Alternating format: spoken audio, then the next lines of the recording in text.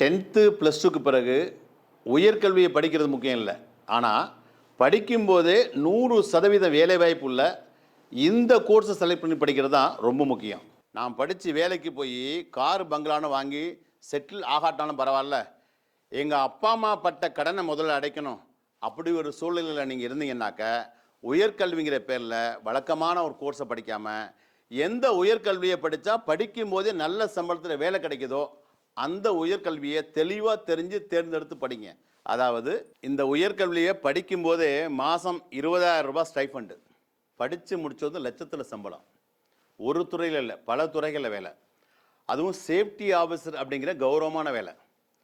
குறைவான மார்க் எடுத்தால் கூட இதை படிக்கலாம்.